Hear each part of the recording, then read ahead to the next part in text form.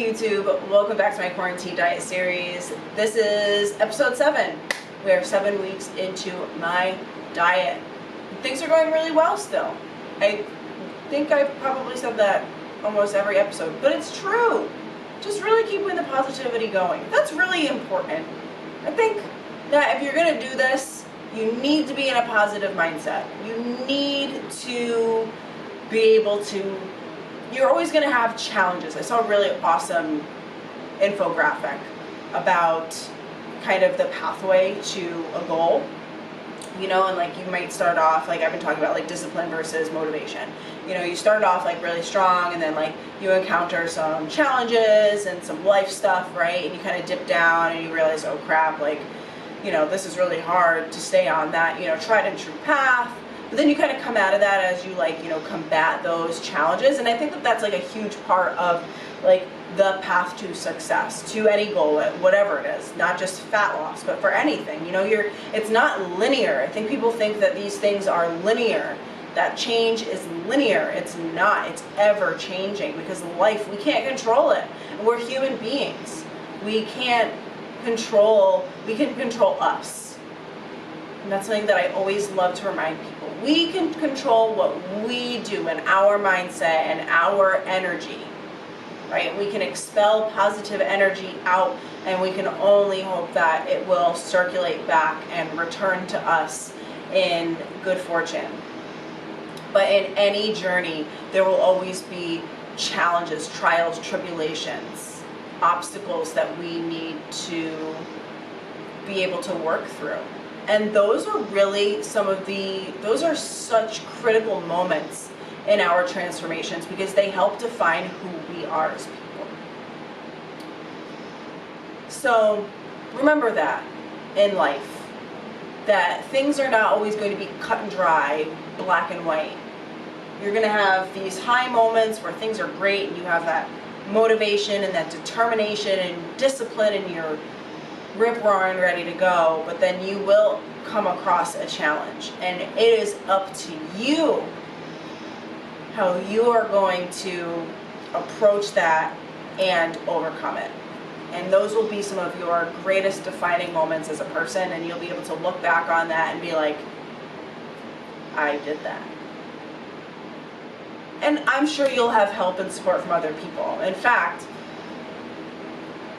I wouldn't say that it's a requirement, but it's likely, you are more likely to succeed in a goal, in achieving a goal, if you have a support system. So don't forget that there are going to be those special people that will stick by your side and help you get through those challenges and help you reach your goal. And there will be people that won't.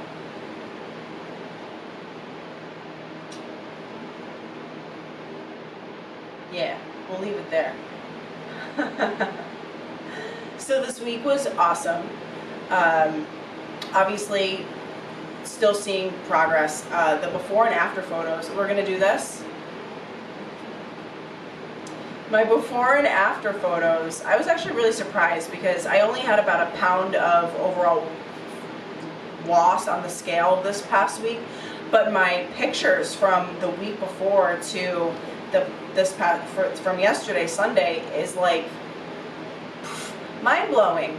Again, just another reason why we don't necessarily gauge our progress off of the scale. We have to use other metrics of measurement as well. So today, I pulled out my big tupper of all of my summer clothes, like clothes that I have not even tried to fit over my thunder thighs since last summer. Just because I was like, you know what? We're going to fold these up and we're going to put them away until we know we're ready to put them on, because there's nothing worse than trying something on and then it doesn't actually fit. And I was really nervous to do this today, but I needed to do it. I needed to see. And it, honestly, like, it's June. It was about time that I started putting my long sleeves away. I mean, let's be honest. And now that I have, like, you know, I have these clothes, I need to wear them. That was the whole purpose of doing this, right? So that I can fit into my clothes again, obviously feel better about myself and all of that. So I started trying on these clothes that I haven't put on my body, and I was pleasantly surprised. Not everything fit, not everything. I mean, I'll be honest, before I started prep, I mean, that summer, I was probably the leanest I had been in a while and not prepping for a show. And I know that a lot of it too was, I know I had lean body mass loss too. This is the change, I had such a dramatic change in non-exercise activity. I mean, I went from sitting at a desk forever, every day, to running around a massive store, you know, for 40 plus hours a week. I mean, I wasn't eating enough, and I know, and I didn't realize it until I realized it. You know, I remember, it's funny, I had a wedding that I went to over the summer, and I had this dress that I had bought a couple months prior, and I remember when I bought it, it was a little tight, but I was like, you know what, like, we can probably make this work, like, let's buy it. It was super cute. I ended up getting it in 2 colors, and one of the colors was a size bigger than the one that I had ended up wearing, and I remember putting the dress on and looking at myself, and it was loose on me, and I was like, oh my god, like, that's when it hit me. I felt like a string bean. I cried, like, I was just so upset about it. So for all of you people who struggle with weight loss, I've been on both ends of the spectrum, and I have seen both ends of the spectrum. It is just as challenging as it is for people that wish, and that want to lose weight so badly. It's also really challenging to be on the other side of the spectrum too.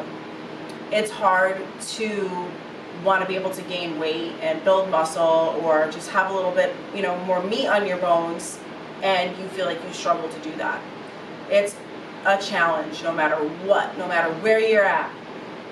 It can be a challenge for everyone. And that's when that really hit me. But yeah, I mean, some of these clothes, I hope I fit in them again. I'm just wondering, like, I won't lie to you. So I lost a pound last week.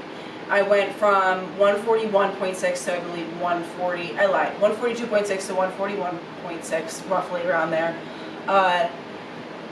And just kind of looking, like, I know I went to crazy town last summer and at the gym. I mean, I was consistent 4 or 5 times a week, like, lifting heavy, and I can see, especially in my back, my legs, my quads, my hamstrings, like, now that some of this weight is coming off, I can see it. I'm like, wow. I mean, I've never actually done, like, I've never tested my lean body mass. I've never done any of that, honestly. Like, crazy to say this, but in my, you know, almost 10 years of doing this, I've not done that. I should probably do that. But I'm like wondering, I'm like, well, are my, you know, thunder thighs gonna fit in these jeans ever again? I don't know. I guess we'll find out. But sitting at 141.5 pounds, I have to say, this is the leanest I think I've ever looked at this weight. Body composition changes so weird like that. I mean, at my heaviest, I was 170 pounds back in 2013 when I hated my, like, everything about this. 2012. To my absolute lightest at like 120 on stage for my pro card in 2016 at the Fitness Atlantic. I mean, I've been everywhere in between a few times, and it's just kind of cool seeing, like, my 141 right now is completely different from my 141, you know, a year ago when I started putting the weight on, to a couple years before that, to a couple of years before that. I mean, very, very cool stuff. I wonder if I can find those pictures and we can do like a comparison so I can show you guys what that looks like. But, so this week was a little unconventional for me. My boyfriend was up last week, and he was up over the weekend. We just enjoyed life, and enjoyed a few bottles of wine, and we made some food, and, you know, I didn't end up tracking, but I made sure that my intake was in line with what I was trying to do. So didn't track for a couple days. I ended up going back to Connecticut with him for a few days because he came back again midweek. He took some time off, and so decided to go back to Connecticut and spend a few more days with my family, and then I ended up returning to work on Friday of last week, at the end of last week. So, which was weird. And the wearing the mask thing when you're working is not the weirdest part. It's just odd, you know, like I noticed like mentally I think I struggle with a few things because I just think that like, I don't know, like in the beginning of all this, and I don't know, I'm not really embarrassed to say this, but when all of this happened, like I really took it seriously, especially because like I remember like the week before we shut down, I mean like I was to the point where I'm like, oh my God, the coronavirus is in the restaurant already. It's everywhere. It's on the seats. It's on the menus. It's on the checkbooks. Like it's on the computer. Like I was so shkabatzed over this. I mean, let's be honest. That's kind of how they made us feel. But I really was honestly like disgusted. I was disgusted. And you know, everything around us started shutting down. We hadn't really done it yet. New York was going down, Connecticut, Mass, everybody was shutting down. So where do you think they came? Here. They were all here, and they weren't planning on leaving. And then we ended up shutting down too, because that was inevitable. But I just remember like for like at least a month I was like, oh my God. And I think a lot of it too, I was terrified because my father had been traveling to New York City through all of this for work, and I was so upset and nervous, and I like, you know, we saw the horror stories that were coming out of like Italy, and I'm like, oh my God, like, I mean, I was distraught. I mean, I was at the tail end of my semester, and I was having a challenge, like not working, having a challenge getting all of my schoolwork done, when that was literally, I had all the time in the world to focus on it, and I was freaking out because I was like texting my parents every day, how are you feeling? Like just so scared because that was probably, yeah, I mean, he takes the Metro North train from Bridgeport into Manhattan, into Grand Central Station, and walks to work. I mean, thankfully he doesn't go in the subways, which is probably what his saving grace has been. I mean, listen, he had a COVID test. He had an elective procedure done a few weeks back, and he had to get a COVID test, and he not only tested negative for coronavirus, but does not have antibodies. So, I mean, and this is a guy that went through the city. I mean, they ended up reducing his days back, but still, just, yeah, I don't know. I was like distraught, and I remember like I stocked up on food. Like I didn't want to go grocery shopping. I mean, and when I did, I disinfected my groceries. I mean, the bags would go on the floor, and I would like disinfect my island, and then, you know, the things that weren't cleaned yet would stay on one side. I mean, I was that crazy. Like hand washing, hand sanitizer. Yeah. So like, and then I mean, after a month, once up here, once they released the numbers, and I was like, oh, wow, okay. I think we all kind of got to that point where we were like, what's really going on here? We won't get into that. So yeah, kind of going back to work mentally in that regard, because a lot of people are still here from out of state, and just kind of like, well, should I go back to being as careful as I was? Like, do I need to be that crazy? Like, yeah. So that's like the weird part. And it's also a lot of steps. It's a lot more steps because now a lot of people want to eat outside. We're approved for indoor dining, but it's also hot. So people are definitely taking advantage of eating outside, which is awesome. So it's a little bit more steps for me. I can't have anybody sitting at my bar at the moment. So I am pretty much another server, just also making everybody's drinks. So definitely a lot of steps. I think I should probably track my steps. That's a great idea. I should do that. If I remember, I'll charge I have like a knockoff Fitbit. I'll charge it, and I'll track my steps at work only, and I'll let you guys know what the hell that looks like. Woo. It's a lot of walking. You know, and then you have your mask on, so you're like breathing, and it's like hot. Yeah, whatever. I'm not complaining about it, I'm just saying it's a lot for a server. Yeah, so that happened, and you know what, I'm excited to be able to have that movement back, and actually it's probably a good idea if I track my steps, because it would give me an idea of what level of activity I'm bringing back into this process. So that's my non-exercise activity thermogenesis. I'm going to be doing my next Instagram series on energy balance, so this is definitely going to be something that I talk about more specifically on Instagram. If you don't follow me, my Instagram handle is @_Stephanie Mercurio. and I'm gonna do a series on that. But just the increase in activity that I haven't had for the past 3 months, I'm really hoping helps carry me through the rest of this diet. I'm very, very close. I'm very happy with how I've been looking, especially since week 7 has come and gone. Looking forward a few weeks. Ideally, I'd love to be done with this by the 4th of July, but I might extend it through July. It just depends. It really depends.